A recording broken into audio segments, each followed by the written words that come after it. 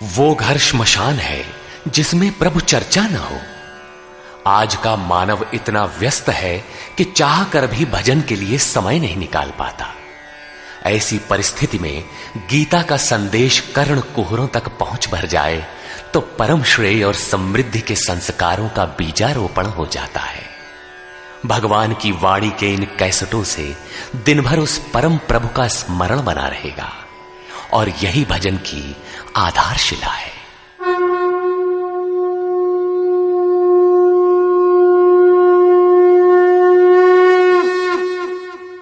ओम श्री परमात्मने नमः। यथार्थ गीता श्रीमद् भगवद गीता अथ नवमोऽध्याय। प्रस्तुत अध्याय में योगेश्वर श्री कृष्ण ने स्वयं चर्चा की कि योग युक्त पुरुष का ऐश्वर्य कैसा है, सब में व्याप्त रहने पर भी वो कैसे निर्लेप है, करते हुए भी वो कैसे अकर्ता है। उस पुरुष के स्वभाव एवं प्रभाव पर प्रकाश डाला। योग को आचरण में ढालने पर आने वाले देवतादिक विघ्नों से सतर्क किया और उस पुरुष के शरण होने पर बल दिया। श्री भगवान उवाच।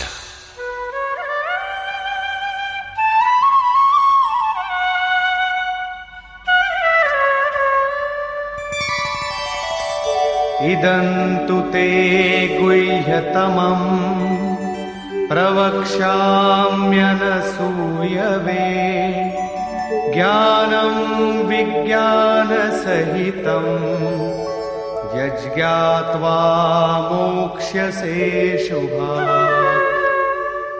योगेश्वर श्री कृष्ण ने कहा, अर्जुन, असूया अर्थात डाह ईर्ष्या रहित तेरे लिए मैं इस परम गोपनीय ज्ञान को विज्ञान सहित कहूंगा, अर्थात प्राप्ति के पश्चात महापुरुष की रहनी के साथ कहूंगा कि कैसे वो महापुरुष सर्वत्र एक साथ कर्म करता है, कैसे वो जागृति प्रदान करता है, रथी बनकर आत्मा के साथ कैसे सदैव रहता है।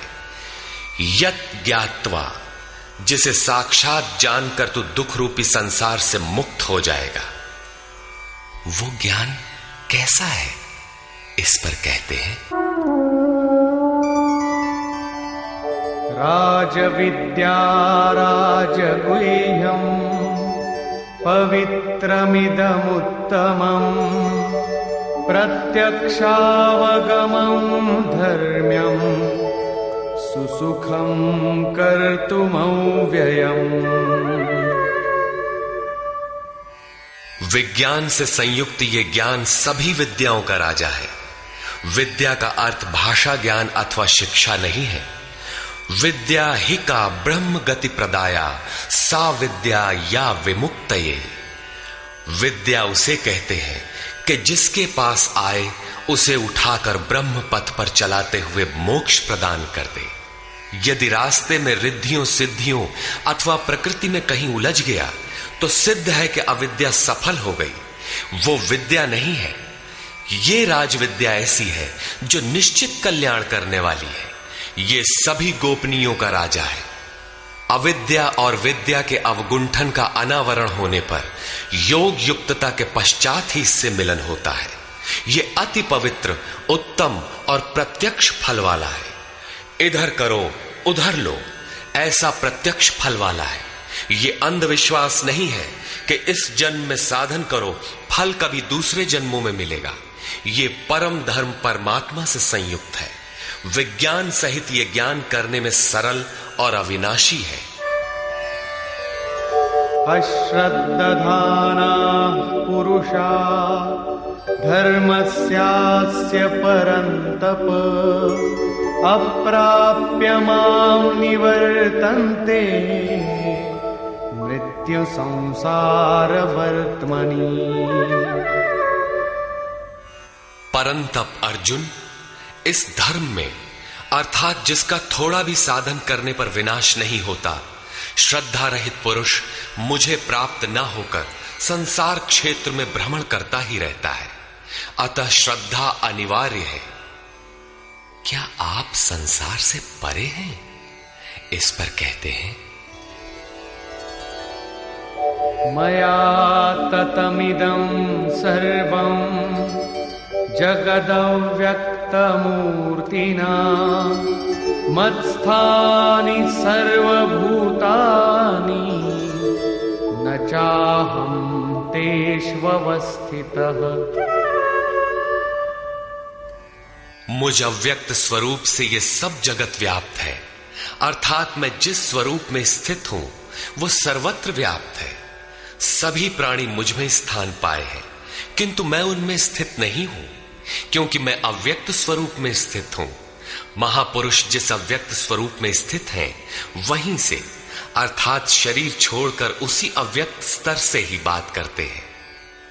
इसी क्रम में आगे कहते हैं, न च मत्स्थानि भूतानि पश्य मे योगमैश्वरम् भूतभृन्न च भूतस्थो ममात्मा भूतभावनः। वस्तुतः सब भूत भी मुझ में स्थित नहीं है, क्योंकि वे मरण धर्मा है, प्रकृति के आश्रित हैं। किंतु मेरे योग माया के ऐश्वर्य को देख कि जीवधारियों को उत्पन्न और पोषण करने वाला मेरा आत्मा भूतों में स्थित नहीं है। मैं आत्म स्वरूप हूं, इसलिए मैं उन भूतों में स्थित नहीं हूं। यही योग का प्रभाव है। इसको स्पष्ट करने के लिए योगेश्वर श्री कृष्ण दृष्टांत देते हैं। यथाकाशस्थितो नित्यं वायु सर्वत्र गो महान् तथा सर्वाणि भूतानि मत्स्थानीत्युपधारय। जैसे आकाश में ही उत्पन्न होने वाला महान वायु आकाश में सदैव स्थित है, किंतु उसे मलिन नहीं कर पाता, ठीक वैसे ही संपूर्ण भूत मुझ में स्थित है, ऐसा जान। ठीक इसी प्रकार मैं आकाशवत निर्लेप हूं, वे मुझे मलिन नहीं कर पाते। प्रश्न पूरा हुआ। यही योग का प्रभाव है। अब योगी करता क्या है, इस पर कहते हैं,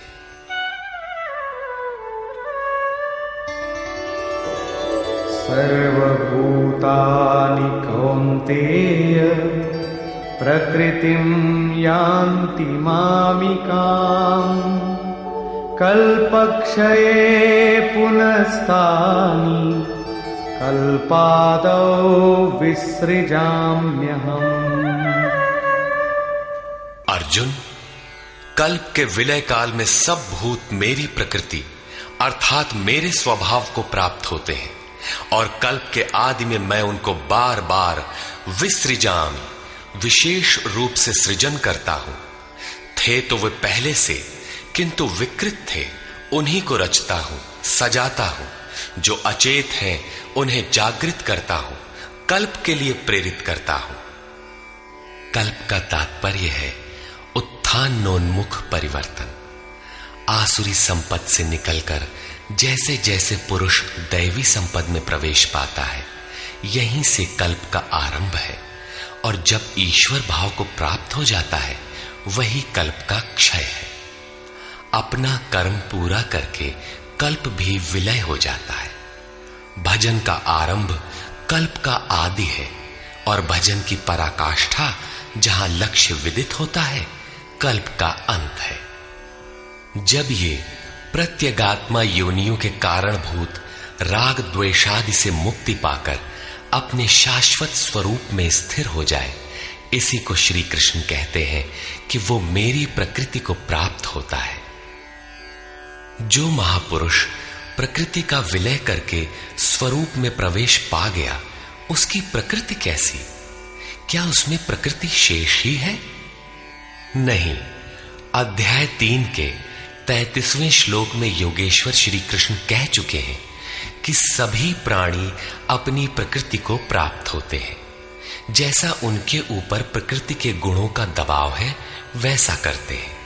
और ज्ञानवानपि, प्रत्यक्ष दर्शन के साथ जानकारी वाला ज्ञानी भी अपनी प्रकृति के सदृश चेष्टा करता है। ये पीछे वालों के कल्याण के लिए करता है। पूर्ण ज्ञानी तत्व स्थित महापुरुष की रहनी ही उसकी प्रकृति है।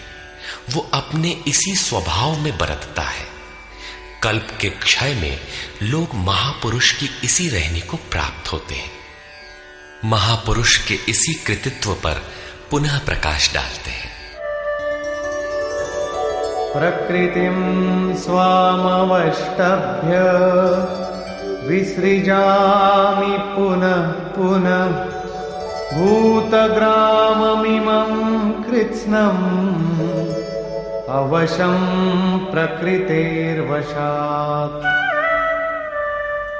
अपनी प्रकृति अर्थात महापुरुष की रहनी स्वीकार करके प्रकृतेर्वशांत, अपने अपने स्वभाव में स्थित प्रकृति के गुणों से परवश हुए इन संपूर्ण भूत समुदाय को मैं बारंबार विसृजाम, विशेष सृजन, विशेष रूप से सजाता हूं। इन्हें अपने स्वरूप की ओर बढ़ने के लिए प्रेरित करता हूं। तब तो आप इस कर्म से बंधे हैं। न च मां तानि कर्माणि निबध्नन्ति धनञ्जय उदासीनवदासीनम् असक्तं तेषु कर्मसु। अध्याय 4 के 9वें श्लोक में योगेश्वर श्री कृष्ण ने कहा था कि महापुरुष की कार्य प्रणाली अलौकिक है। अध्याय 9 के 4थे श्लोक में बताया, मैं अव्यक्त रूप से करता हूं। यहां भी वही कहते हैं, धनंजय, जिन कर्मों को मैं अदृश्य रूप से करता हूं उसमें मेरी आसक्ति नहीं है। उदासीन के सदृश स्थित रहने वाले मुझ परमात्म स्वरूप को वे कर्म नहीं बांधते, क्योंकि कर्म के परिणाम में जो लक्ष्य मिलता है उसमें मैं स्थित हूं। इसलिए उन्हें करने के लिए मैं विवश नहीं हूं। ये तो स्वभाव के साथ जुड़ी प्रकृति के कार्यों का प्रश्न था। महापुरुष की रहनी थी, उनकी रचना थी। अब मेरे अध्यास से जो माया रचती है वो क्या है? वो भी एक कल्प है। मयाध्यक्षेण प्रकृतिः सूयते सचराचरम् हेतुनानेन कौन्तेय जगत् विपरिवर्तते। अर्जुन, मेरी अध्यक्षता में अर्थात मेरी उपस्थिति में सर्वत्र व्याप्त मेरे अध्यास से ये माया अर्थात त्रिगुणमयी प्रकृति, अष्टधा मूल प्रकृति और चेतन दोनों चराचर सहित जगत को रचती है, जो क्षुद्र कल्प है। और इसी कारण से यह संसार आवागमन के चक्र में घूमता रहता है। प्रकृति का यह क्षुद्र कल्प जिसमें काल का परिवर्तन है, मेरे अध्यास से प्रकृति ही करती है, मैं नहीं करता। किंतु 7वें श्लोक का कल्प आराधना का संचार एवं पूर्ति पर्यंत मार्गदर्शन वाला कल्प महापुरुष स्वयं करते हैं। एक स्थान पर वे स्वयं करता है जहां वे विशेष रूप से सृजन करते हैं। यहां कर्ता प्रकृति है, जो केवल मेरे आभास से ये क्षणिक परिवर्तन करती है, जिसमें शरीरों का परिवर्तन, काल परिवर्तन, युग परिवर्तन इत्यादि आते हैं। ऐसा व्याप्त प्रभाव होने पर भी मूढ़ लोग मुझे नहीं जानते। यथा अवजानन्ति मां मूढ़ा मानुषीं तनुमाश्रितम् परं भावमजानन्तो मम भूतमहेश्वरम्। संपूर्ण भूतों के महान ईश्वर रूप मेरे परम भाव को न जानने वाले मूढ़ लोग मुझे मनुष्य शरीर के आधार वाला और तुच्छ समझते हैं। संपूर्ण प्राणियों के ईश्वरों का भी जो महान ईश्वर है, उस परम भाव में मैं स्थित हूं, किंतु हूं मनुष्य शरीरधारी। मूढ़ लोग इसे नहीं जानते, वे मुझे मनुष्य कहकर संबोधित करते हैं। उनका दोष भी क्या है? जब वे दृष्टिपात करते हैं तो महापुरुष का शरीर ही तो दिखाई पड़ता है। कैसे वे समझे कि आप महान ईश्वर भाव में स्थित हैं? वे क्यों नहीं देख पाते? इस पर कहते हैं, मोघाशा मोघ कर्माणो मोघ ज्ञानाविचेतसः राक्षसीमासुरीं चैव प्रकृतिं मोहिनीं श्रिताः। वे वृथा आशा अर्थात जो कभी पूर्ण न हो ऐसी आशा, वृथा कर्म अर्थात बंधनकारी कर्म, वृथा ज्ञान अर्थात जो वस्तुतः अज्ञान है, विचेतसः विशेष रूप से अचेत हुए राक्षसों और असुरों के से मोहित होने वाले स्वभाव को धारण किए होते हैं, अर्थात आसुरी स्वभाव वाले होते हैं। इसलिए मनुष्य समझते हैं असुर और राक्षस मन का एक स्वभाव है, न कि कोई जाति या योनि। आसुरी स्वभाव वाले मुझे नहीं जान पाते, किंतु महात्मा जन मुझे जानते और भजते हैं। महात्मानस्तु मां पार्थ दैवीं प्रकृतिमाश्रिताः भजन्त्यनन्यमनसो ज्ञात्वा भूतादिमौ व्ययम्। हे पार्थ, परंतु दैवी प्रकृति अर्थात दैवी संपत्ति के आश्रित हुए महात्मा जन मुझे सब भूतों का आदिकरण अव्यक्त और अक्षर जानकर अनन्य मन से अर्थात मन के अंतराल में किसी अन्य को स्थान न देकर केवल मुझ में श्रद्धा रखकर निरंतर मुझे भजते हैं। किस प्रकार भजते हैं? इस पर कहते हैं, सततं कीर्तयन्तो मां यतन्तश्च दृढव्रताः नमस्यन्तश्च मां भक्त्या नित्ययुक्ता उपासते। वे निरंतर चिंतन के व्रत में अचल रहते हुए मेरे गुणों का चिंतन करते हैं, प्राप्ति के यत्न करते हैं और मुझे बारंबार नमस्कार करते हुए सदैव मुझसे संयुक्त होकर अनन्य भक्ति से मुझे उपासते हैं, अविरल लगे रहते हैं। कौन सी उपासना करते हैं? कैसा है ये कीर्ति ज्ञान? कोई दूसरी उपासना नहीं, वरन वही यज्ञ जिसे विस्तार से बता आए हैं, उसी आराधना को यहां संक्षेप में योगेश्वर श्री कृष्ण दोहरा रहे हैं। ज्ञानयज्ञेन चाप्यन्ये यजन्तो मामुपासते एकत्वेन पृथक्त्वेन बहुधा विश्वतो मुखम्। उनमें से कोई तो मुझ सर्वव्याप्त विराट परमात्मा को ज्ञान यज्ञ द्वारा यजन करते हैं, अर्थात अपनी लाभ हानि और शक्ति को समझकर इसी नियत कर्म यज्ञ में प्रवृत्त होते हैं। कुछ एकत्व भाव से मेरी उपासना करते हैं कि मुझे इसी में एक होना है, और दूसरे सब कुछ मुझे अलग रखकर मुझे समर्पण करके निष्काम सेवा भाव से मुझे उपासते हैं तथा बहुत प्रकार से उपासते हैं, क्योंकि एक ही यज्ञ के ये सभी ऊंचे नीचे स्तर हैं। यज्ञ का आरंभ सेवा से ही होता है, किंतु उसका अनुष्ठान होता कैसे है? योगेश्वर श्री कृष्ण कहते हैं, यज्ञ मैं करता हूं, यदि महापुरुष रथी न हो तो यज्ञ पार नहीं लगेगा। उन्हीं के निर्देशन में साधक समझ पाता है कि अब वो किस स्तर पर है, कहां तक पहुंच सका है। वस्तुतः यज्ञ करता कौन है? इस पर योगेश्वर श्री कृष्ण कहते हैं,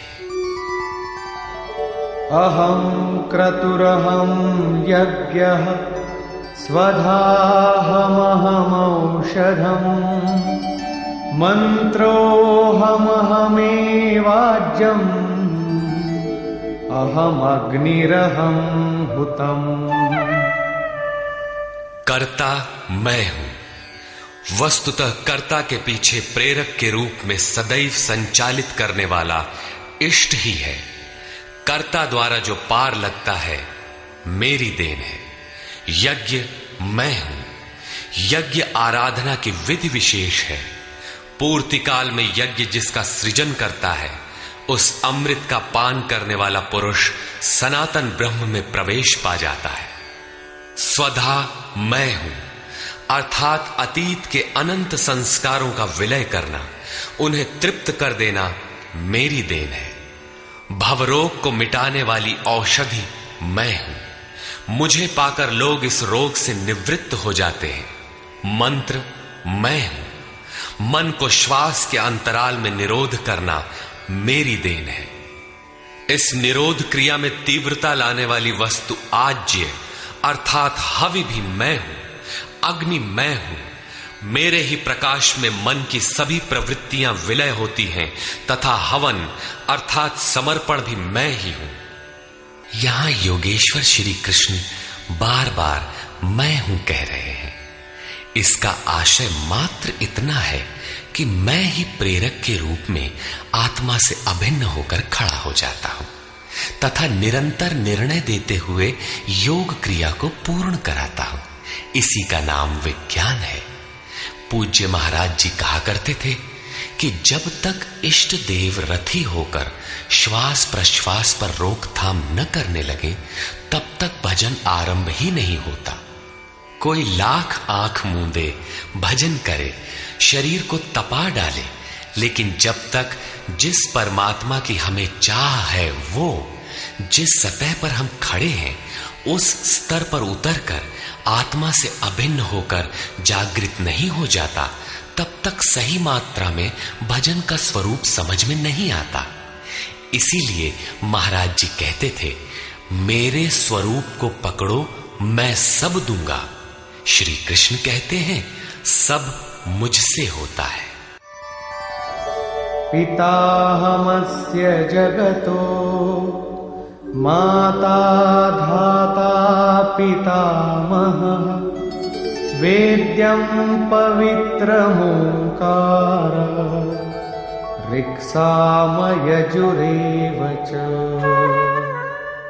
अर्जुन, मैं ही संपूर्ण जगत का धाता अर्थात धारण करने वाला, पिता अर्थात पालन करने वाला, माता अर्थात उत्पन्न करने वाला, पितामह अर्थात मूल उद्गम हूं जिसमें सभी प्रवेश पाते हैं, और जानने योग्य पवित्र ओंकार अर्थात जो अहम आकारः इति ओंकारः वो परमात्मा मेरे स्वरूप में है।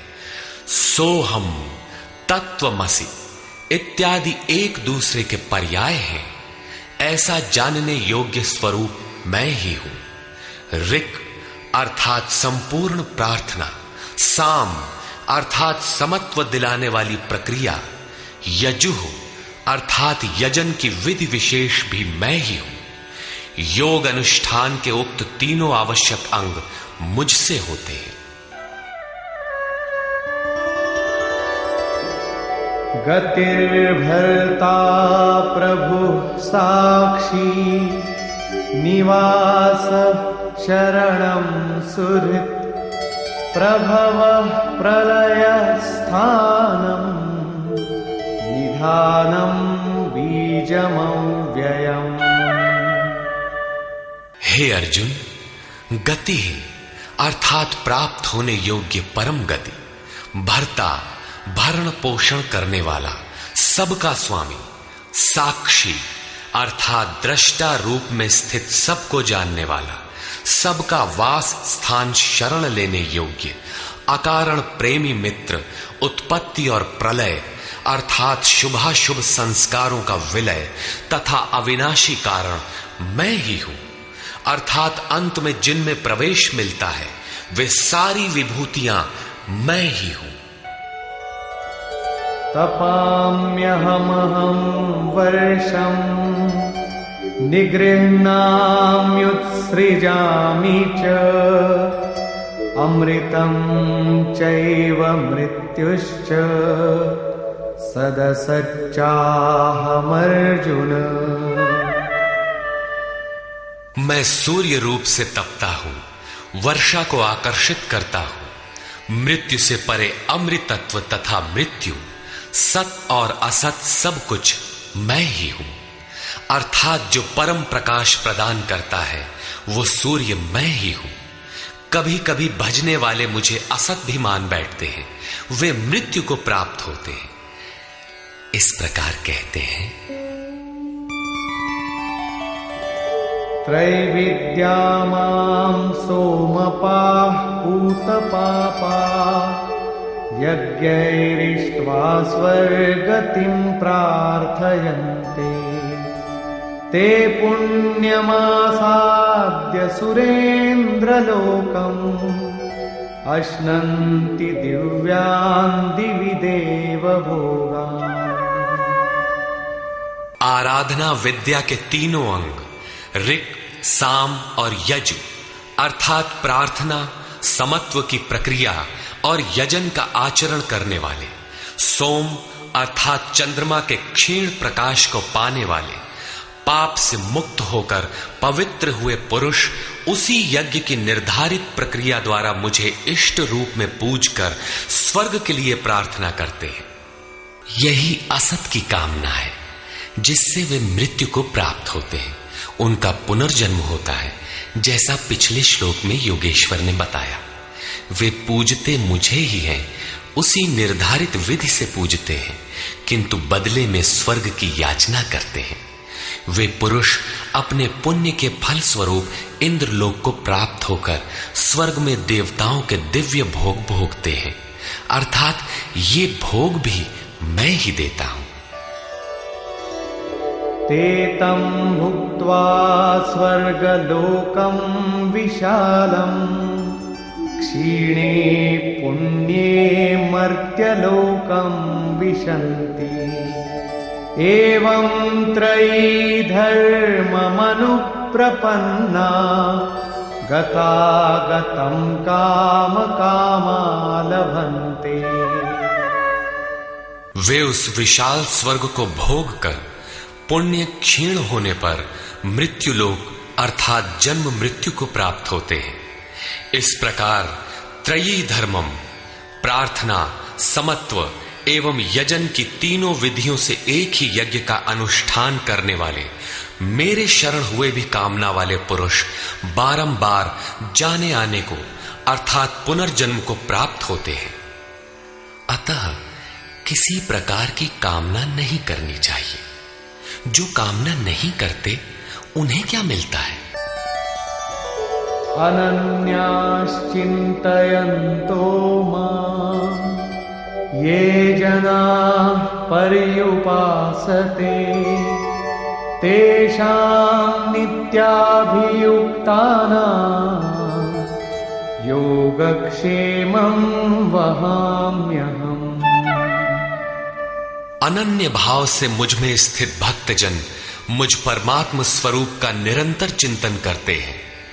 पर्युपासते लेश मात्र भी त्रुटि न रखकर मुझे उपासते हैं।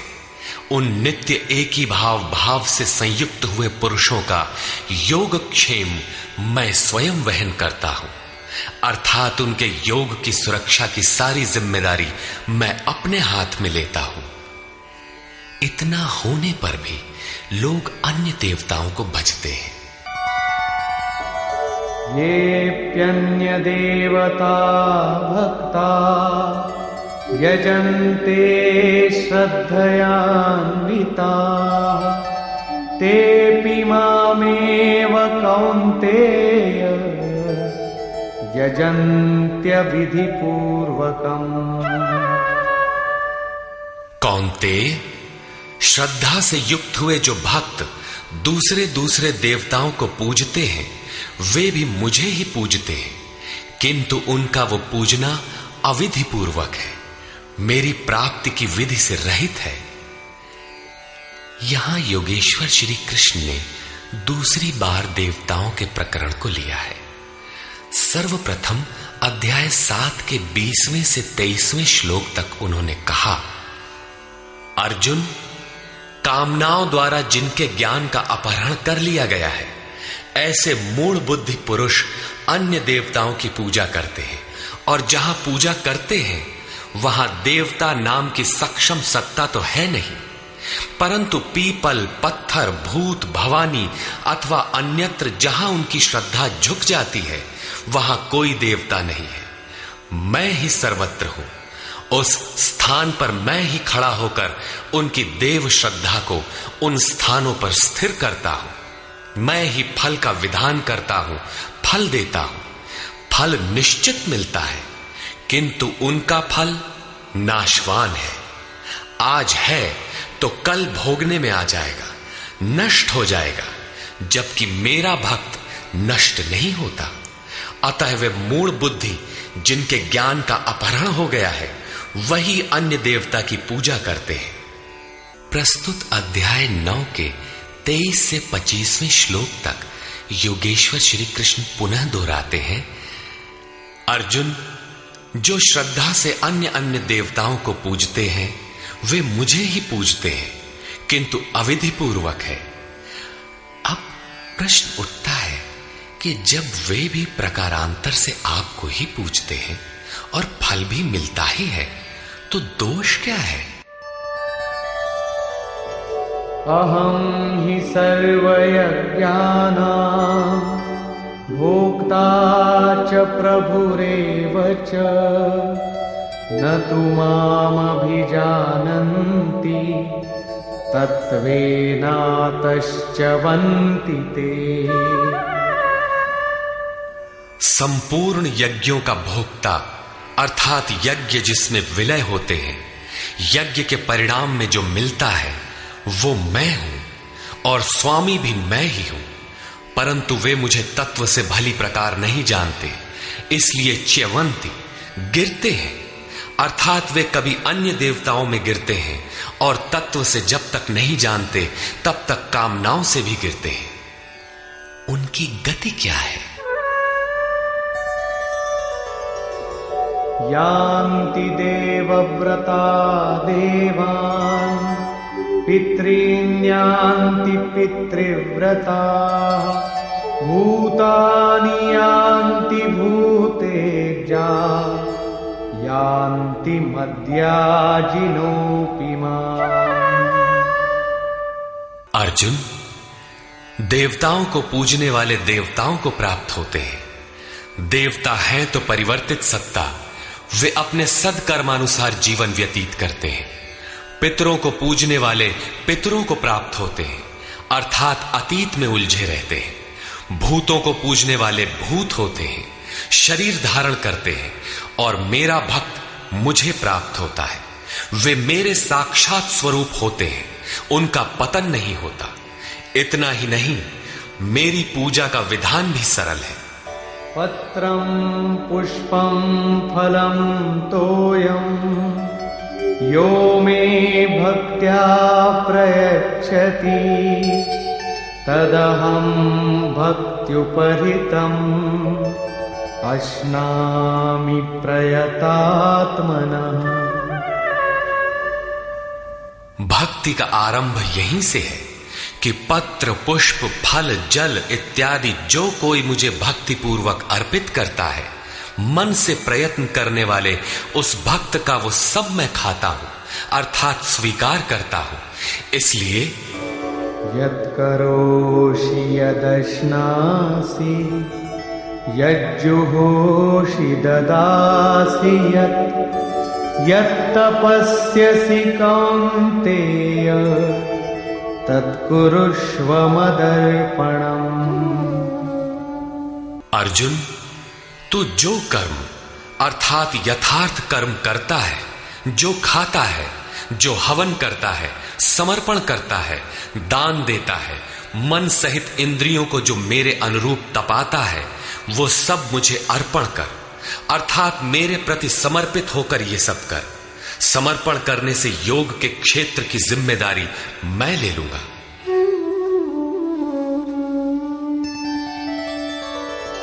शुभाशुभ फलैरेवं मोक्ष्यसे कर्म बन्धनैः संन्यासयोगयुक्तात्मा विमुक्तो मामुपैष्यसि। इस प्रकार सर्वस्व के न्यास संन्यास योग से युक्त हुआ तू शुभाशुभ फलदाता कर्मों के बंधन से मुक्त होकर मुझे प्राप्त होगा। उपर्युक्त 3 श्लोकों में योगेश्वर श्री कृष्ण ने क्रमबद्ध साधन और उसके परिणाम का चित्रण किया है। पहले पत्र पुष्प फल जल का पूर्ण श्रद्धा से अर्पण, दूसरे समर्पित होकर कर्म का आचरण और तीसरे पूर्ण समर्पण के साथ सर्वस्व का त्याग। इनके द्वारा कर्म बंधन से विमुक्त अर्थात विशेष रूप से मुक्त हो जाएगा। मुक्ति से मिलेगा क्या? बताया मुझे प्राप्त होगा। यहां मुक्ति और प्राप्ति एक दूसरे के पूरक है। आपकी प्राप्ति ही मुक्ति है, तो उससे लाभ इस पर कहते हैं समोहं सर्वभूतेषु न मे द्वेषोऽस्ति न प्रियः ये भजन्ति तु मां भक्त्या मयि ते तेषु चाप्यहम्। सृष्टि में न मेरा कोई प्रिय है और न अप्रिय है, किंतु जो अनन्य भक्त है वो मुझ में है और मैं उसमें हूं। यही मेरा एकमात्र रिश्ता है, उसमें परिपूर्ण हो जाता हूं। मुझ में और उसमें कोई अंतर नहीं रह जाता। तब तो बहुत भाग्यशाली लोग ही भजन करते होंगे। भजन करने का अधिकार किसे है? इस पर योगेश्वर श्री कृष्ण कहते हैं अपि चेत् सुदुराचारो भजते मामनन्यभाक् साधुरेव समन्तव्यः सम्यग् व्यवसितो हि सः। यदि अत्यंत दुराचारी भी अनन्य भाव से अर्थात अन्य धन न, मेरे सिवाय किसी अन्य वस्तु या देवता को न भजकर केवल मुझे ही निरंतर भजता है, वो साधु ही मानने योग्य है। अभी वो साधु हुआ नहीं है, किंतु उसके हो जाने में संदेह भी नहीं है, क्योंकि वो यथार्थ निश्चय से लग गया है। अतः भजन आप भी कर सकते हैं, बशर्ते कि आप मनुष्य हो, क्योंकि मनुष्य ही यथार्थ निश्चय वाला है। गीता पापियों का उद्धार करती है और वो पथिक क्षिप्रं भवति धर्मात्मा शश्वच्छान्तिं निगच्छति कौन्तेय प्रतिजानीहि न मे भक्तः प्रणश्यति। इस भजन के प्रभाव से वो दुराचारी भी शीघ्र ही धर्मात्मा हो जाता है, परम धर्म परमात्मा से संयुक्त हो जाता है तथा सदैव रहने वाली परम शांति को प्राप्त होता है। कौन्तेय, तो निश्चय पूर्वक सत्य जान कि मेरा भक्त कभी नष्ट नहीं होता। यदि एक जन्म में पार नहीं लगा तो अगले जन्मों में भी वही साधन करके शीघ्र ही परम शांति को प्राप्त होता है।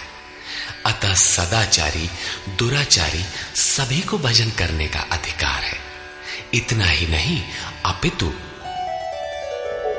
मां हि पार्थ व्यपाश्रित्य येऽपि स्युः पापयोनयः स्त्रियो वैश्यास्तथा शूद्राः तेऽपि यान्ति परां गतिम्। पार्थ, स्त्री वैश्य शूद्रादि तथा जो कोई पाप योनि वाले भी हो, वे सभी मेरे आश्रित होकर परम गति को प्राप्त होते हैं। अतः ये गीता मनुष्य मात्र के लिए है, चाहे वो कुछ भी करता हो, कहीं भी पैदा हुआ हो, सबके लिए ये एक समान कल्याण का उपदेश करती है। गीता सार्वभौम है। पाप योनि अध्याय 16 के 7वें से 21वें श्लोक तक आसुरी वृत्ति के लक्षणों के अंतर्गत भगवान ने बताया कि जो शास्त्र विधि का त्याग कर नाम मात्र के यज्ञों द्वारा दंभ से यजन करते हैं, वे नरों में अधम है। यज्ञ है नहीं किंतु नाम दे रखा है और दंभ से यजन करता है, वो क्रूर कर्मी और पापाचारी अर्थात पाप योनि है। वैश्य शूद्र भगवत पथ की सीढ़ियां हैं। स्त्रियों के प्रति कभी सम्मान कभी हीनता की भावना रही है, किंतु योग प्रक्रिया में स्त्री और पुरुष दोनों का समान ही प्रवेश है। किम पुनर्ब्राह्मणा पुण्या भक्ता राजर्षयस्तथा अनित्यमसुखं लोकम् इमं प्राप्य भजस्व माम्। फिर तो ब्राह्मण तथा राजर्षि क्षत्रिय श्रेणी के भक्तों के लिए कहना ही क्या है। ब्राह्मण एक अवस्था विशेष है जिसमें ब्रह्म में प्रवेश दिला देने वाली सारी योग्यताएं विद्यमान हैं। शांति, आर्जव, अनुभवी, उपलब्धि, ध्यान और इष्ट के निर्देशन पर जिसमें चलने की क्षमता है, यही ब्राह्मण की अवस्था है। राजर्षि क्षत्रिय में रिद्धियों सिद्धियों का संचार, शौर्य, स्वामी भाव, पीछे न हटने का स्वभाव रहता है। इस योग स्तर पर पहुंचे हुए योगी तो पार होते ही हैं, उनके लिए क्या कहना है। अतः अर्जुन, तू सुख रहित क्षण भंगुर इस मनुष्य शरीर को प्राप्त होकर मेरा ही भजन कर। इस नश्वर शरीर के ममत्व पोषण में समय नष्ट न कर। अतः वे भजन की धारणा पर प्रोत्साहन देते हैं। मन्मना भव मद्भक्तो मद्याजी मां नमस्कुरु मामे वैश्यसि युक्त्वैवम् आत्मानं मत्परायणः। अर्जुन, मेरे में ही मन वाला हो, सिवाय मेरे दूसरे भाव मन में ना आने पाए। मेरा अनन्य भक्त हो, अनवरत चिंतन में लग, श्रद्धा सहित मेरा ही निरंतर पूजन कर और मेरे को ही नमस्कार कर। इस प्रकार मेरे शरण हुआ आत्मा को मुझ में एक ही भाव से स्थित कर, तो मुझे ही प्राप्त होगा, अर्थात मेरे साथ एकता प्राप्त करेगा। निष्कर्ष, इस अध्याय के आरंभ में श्री कृष्ण ने कहा, अर्जुन, तुझ दोष रहित भक्त के लिए मैं इस ज्ञान को विज्ञान सहित कहूंगा, जिसे जानकर कुछ भी जानना शेष नहीं रहेगा। इसे जानकर तू संसार बंधन से छूट जाएगा। यह ज्ञान संपूर्ण विद्याओं का राजा है। विद्या वह है जो परब्रह्म में प्रवेश दिलाए। यह ज्ञान उसका भी राजा है, अर्थात निश्चित कल्याण करने वाला है। यह संपूर्ण गोपनीयों का भी राजा है। गोपनीय वस्तु को भी प्रत्यक्ष कराने वाला है। यह प्रत्यक्ष फल वाला, साधन करने में सुगम और अविनाशी है। इसका थोड़ा भी साधन आपसे पार लग जाए तो इसका कभी नाश नहीं होता, वरन इसके प्रभाव से वह परम श्रेय तक पहुंच जाता है। किंतु इसमें एक शर्त है। श्रद्धा विहीन पुरुष परम गति को प्राप्त न होकर संसार चक्र में भटकता है। योगेश्वर श्री कृष्ण ने योग के ऐश्वर्य पर भी प्रकाश डाला। दुख के संयोग का वियोग ही योग है, अर्थात जो संसार के संयोग वियोग से सर्वथा रहित है, उसका नाम योग है। परम तत्व परमात्मा के मिलन का नाम योग है। परमात्मा की प्राप्ति ही योग की पराकाष्ठा है। जो इसमें प्रवेश पा गया, उस योगी के प्रभाव को देख कि संपूर्ण भूतों का स्वामी और जीवधारियों का पोषण करने वाला होने पर भी मेरा आत्मा उन भूतों में स्थित नहीं है। मैं आत्म स्वरूप में स्थित हूं, वही हूं जैसे आकाश से उत्पन्न सर्वत्र विचरने वाला वायु आकाश में ही स्थित है, किंतु उसे मलिन नहीं कर पाता। उसी प्रकार संपूर्ण भूत मुझ में स्थित है, लेकिन मैं उनमें लिप्त नहीं हूं। अर्जुन, कल्प के आदि में मैं भूतों को विशेष प्रकार से रचता हूं, सजाता हूं, और कल्प के पूर्ति काल में संपूर्ण भूत मेरी प्रकृति को अर्थात योगारूढ़ महापुरुष की रहनी को, उनके अव्यक्त भाव को प्राप्त होते हैं। यद्यपि महापुरुष प्रकृति से परे हैं, किंतु प्राप्ति के पश्चात स्वभाव अर्थात स्वयं में स्थित रहते हुए लोक संग्रह के लिए जो कार्य करता है, वह उसकी एक रहनी है। इसी रहनी के कार्यकलाप को उस महापुरुष की प्रकृति कहकर संबोधित किया गया है। एक रचयिता तो मैं हूं जो भूतों को कल्प के लिए प्रेरित करता हूं, और दूसरी रचयिता त्रिगुणमयी प्रकृति है जो मेरे अध्यास से चराचर सहित भूतों को रचती है। यह भी एक कल्प है जिसमें शरीर परिवर्तन, स्वभाव परिवर्तन और काल परिवर्तन निहित है। इस प्रकार कल्प दो प्रकार के हैं। एक तो वस्तु का, शरीर और काल का परिवर्तन कल्प है। यह परिवर्तन प्रकृति ही मेरे आभास से करती है, किंतु इससे महान कल्प जो आत्मा को निर्मल स्वरूप प्रदान करता है, उसका श्रृंगार महापुरुष करते हैं। वे अचेत भूतों को सचेत करते हैं। भजन का आदि ही इस कल्प का आरंभ है, और भजन की पराकाष्ठा कल्प का अंत है। जब यह कल्प भवरोग से पूर्ण निरोग बनाकर शाश्वत ब्रह्म में प्रवेश अर्थात स्थिति दिला देता है, उस प्रवेश काल में योगी मेरी रहनी और मेरे स्वरूप को प्राप्त होता है। प्राप्ति के पश्चात महापुरुष की रहनी ही उसकी प्रकृति है। योगेश्वर श्री कृष्ण कहते हैं, अर्जुन, मूढ़ लोग मुझे नहीं जानते, मुझ ईश्वरों के ईश्वर को भी तुच्छ समझते हैं, साधारण मनुष्य मानते हैं। प्रत्येक महापुरुष के साथ यह विडंबना रही है कि तत्कालीन समाज ने उनकी उपेक्षा की, उनका डटकर विरोध हुआ। श्री कृष्ण भी इसके अपवाद नहीं थे।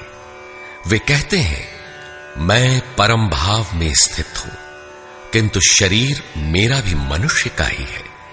अतः मूढ़ पुरुष मुझे तुच्छ कहकर, मनुष्य कहकर संबोधित करते हैं। ऐसे लोग व्यर्थ आशा वाले, व्यर्थ कर्म वाले, व्यर्थ ज्ञान वाले हैं कि कुछ भी करें और कह दें कि हम तो कामना नहीं करते, हो गए निष्काम कर्मयोगी। वे आसुरी स्वभाव वाले मुझे नहीं परख पाते, किंतु दैवी संपत्ति को प्राप्त जन अनन्य भाव से मेरा ध्यान करते हैं, मेरे गुणों का निरंतर चिंतन करते हैं। अनन्य उपासना अर्थात यज्ञार्थ कर्म के दो ही मार्ग हैं। पहला है ज्ञान मार्ग अर्थात अपने भरोसे, अपनी शक्ति को समझकर उसी नियत कर्म में प्रवृत्त होना, और दूसरी विधि स्वामी सेवक भावना की है, जिसमें सद्गुरु के प्रति समर्पित होकर वही कर्म किया जाता है। इन्हीं दो दृष्टियों से लोग मुझे उपासते हैं, किंतु उनके द्वारा जो पार लगता है वह यज्ञ, वह हवन, वह कर्ता, श्रद्धा और औषधि जिससे भावरोग की चिकित्सा होती है, मैं ही हूं। अंत में जो गति प्राप्त होती है वह गति भी मैं ही हूं। इसी यज्ञ को लोग त्रैविद्या, प्रार्थना, यजन और समत्व दिलाने वाली विधियों से संपादित करते हैं, किंतु बदले में स्वर्ग की कामना करते हैं। तो मैं स्वर्ग भी देता हूं। उसके स्वभाव से वे इंद्र पद प्राप्त कर लेते हैं, दीर्घ काल तक उसे भोगते हैं, किंतु पुण्य क्षीण होने पर वे पुनर्जन्म को प्राप्त होते हैं। उनकी क्रिया सही थी, किंतु भोगों की कामना रहने पर पुनर्जन्म पाते हैं। अतः भोगों की कामना नहीं करनी चाहिए।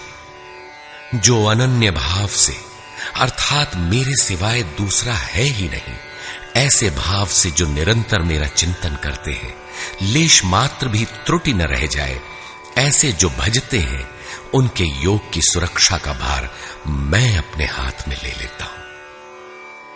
इतना होने पर भी कुछ लोग अन्य देवताओं की पूजा करते हैं। वे भी मेरी ही पूजा करते हैं, किंतु वह मेरी प्राप्ति की विधि नहीं है। वे संपूर्ण यज्ञों के भोक्ता के रूप में मुझे नहीं जानते, अर्थात उनकी पूजा के परिणाम में मैं नहीं मिलता, इसीलिए उनका पतन हो जाता है। वे देवता, भूत अथवा पितरों के कल्पित रूप में निवास करते हैं, जबकि मेरा भक्त साक्षात मुझ में निवास करता है, मेरा ही स्वरूप हो जाता है। योगेश्वर श्री कृष्ण ने इस यज्ञार्थ कर्म को अत्यंत सुगम बताया कि कोई फल फूल या जो भी श्रद्धा से देता है, उसे मैं स्वीकार करता हूं। अतः अर्जुन, तू जो कुछ आराधना करता है मुझे समर्पित कर। जब सर्वस्व का न्यास हो जाएगा, तब योग से युक्त हुआ तू कर्मों के बंधन से मुक्त हो जाएगा, और वह मुक्ति मेरा ही स्वरूप है। दुनिया में सब प्राणी मेरे ही हैं। किसी भी प्राणी से न मुझे प्रेम है न द्वेष, मैं तटस्थ हूं। किंतु जो मेरा अनन्य भक्त है, मैं उसमें हूं, वो मुझ में है। अत्यंत दुराचारी, जघन्यतम पापी ही कोई क्यों न हो, फिर भी अनन्य श्रद्धा भक्ति से मुझे भजता है, तो वह साधु मानने योग्य है। उसका निश्चय स्थिर है, तो वह शीघ्र ही परम से संयुक्त हो जाता है और सदा रहने वाली परम शांति को प्राप्त होता है। यहां श्री कृष्ण ने स्पष्ट किया कि धार्मिक कौन है। सृष्टि में जन्म लेने वाला कोई भी प्राणी अनन्य भाव से एक परमात्मा को भजता है, उसका चिंतन करता है, तो वह शीघ्र ही धार्मिक हो जाता है। अतः धार्मिक वह है जो एक परमात्मा का सुमिरन करता है।